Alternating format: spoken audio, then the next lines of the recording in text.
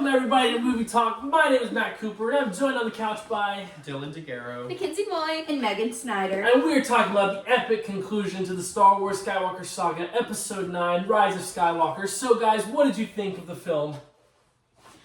Definitely a really good film overall. It was entertaining. It was kind of a conclusion to this 9-movie series that we all, grew up, well, not all of us grew up watching, but we all watched. As someone who did not grow up watching it, and I really have not watched many of the Star Wars, but I've watched these, it was phenomenal in my opinion. I think I watch movies for the entertainment value, and it was so enjoyable, so entertaining, and it was great, especially for someone who doesn't know much about the series. Sure. It does explain a lot. Yeah, it was. It redeemed itself from the previous movie. I thought I was pleasantly surprised because, I'm sure many people going into the movie theater that day when it first came out were worried and nervous. But I think the Lucasfilms, they really rose to the occasion. Yes, for sure. We'll call back to that later. So the the obvious reveal in the room was Palpatine's return. The big baddie of the entire Star Wars saga returned when he had been presumed dead for 30 years. So what was your thought when you saw Palpatine on that screen? You're like, man, the big baddie's back, And just when the reveal happened, too, because the reveal happened a little bit before the movie came out, but it was just such a surprise for me. So how were you, So when I watched it, I actually watched it a couple years after it came out, so I didn't know fully that Palpatine was coming back. So for me, it was a big shock, especially when they revealed that Rey is his granddaughter. So it was shocking, and it actually played a really nice role in the trilogy. I agree. It was very shocking. I wasn't expecting it either. I think it was very cool, honestly. I think they did a very good job of bringing him back in a way that didn't make it seem like, come on now, Yeah. I think it was really good.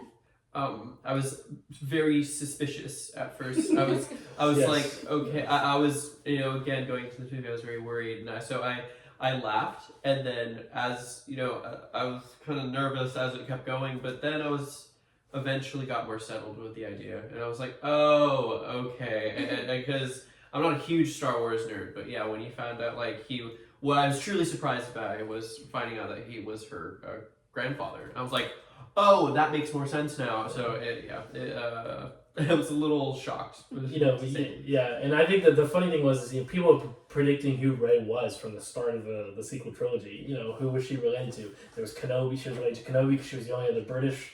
And then people were like, well, her fighting style represents Palpatine, and everyone So I think it was predicting, but I think when they brought him back and you found out that Rey was the granddaughter, you're like, oh crap, Right. That's the case.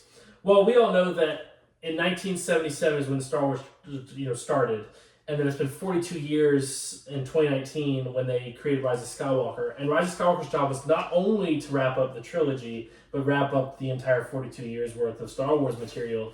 So, do you think it did it well? Do you think it, could have been better, or how do you feel like it wrapped up the story? It was definitely a hard and difficult task to try and wrap up so many years of adoring fans, loving and growing up with this series. So they had probably so much pressure on them to get it right, but how they did it was, in my opinion, amazing, because it closed off the Skywalker series, but then it opened up, it broadened for other stories to be created, which they've been doing with all their spin-off shows. And so now we get more, and hopefully with the new movie coming out, we will get more of those stories. I agree. I think it was a great way to end it. I think what they did was they had a very not broad, that's not the right word, but a very big Skywalker anticipation. And it narrowed when it came to Rey. And then the main focus was on Rey, and then it expanded to so much more, almost like an hourglass in a way. And Rey was the opening for broader things. And I think they did a fantastic job of wrapping it all up, but also allowing for Rey to have her own story as well as room for others. I thought it was a great way to wrap the story. I was just thinking about it actually, Rey being like the main protagonist, like before it was Luke Skywalker, then Anakin Skywalker. Well, you know, he eventually turns into, you know, antagonist, but you know what I mean. Yeah. Like, you know, the main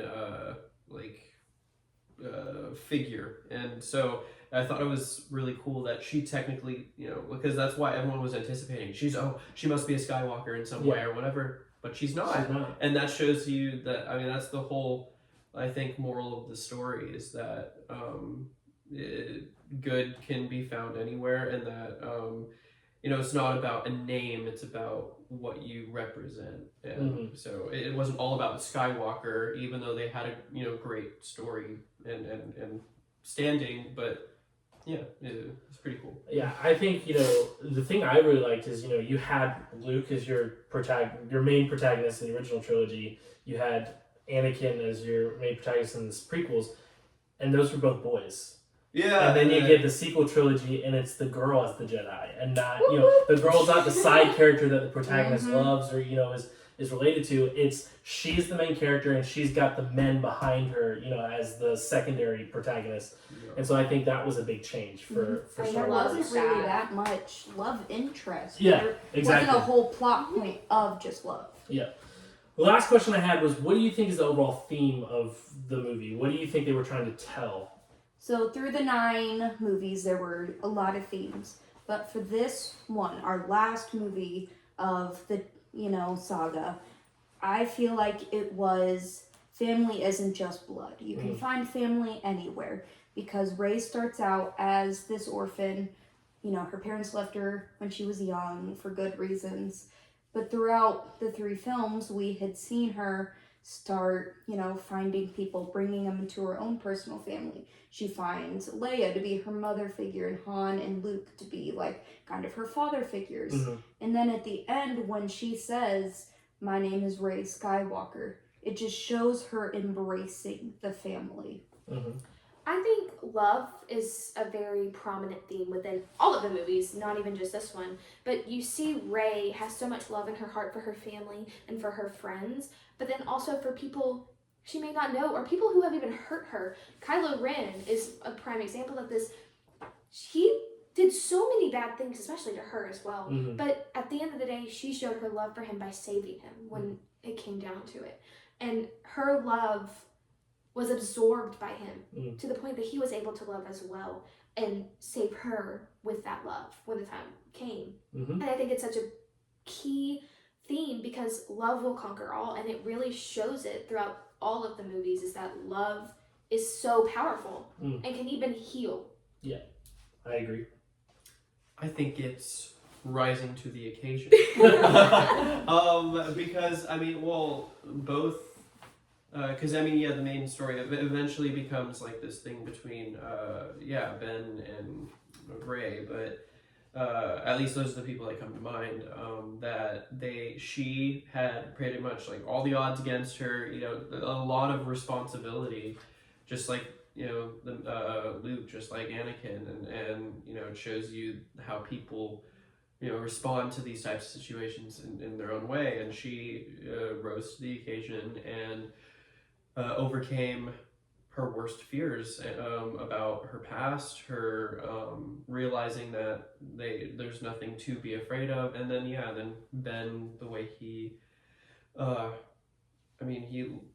to change, like, I think it's very easy to switch to the dark side, but to switch back or just be in the dark side and switching to the light side, it's a much more difficult task. And he rose to the occasion. He rose to the occasion. So. Very much. I think Star Wars is a good thing to pull out Christian themes. You know, it's one of those things where there's so many good things about Star Wars that you can kind of relate to Scripture.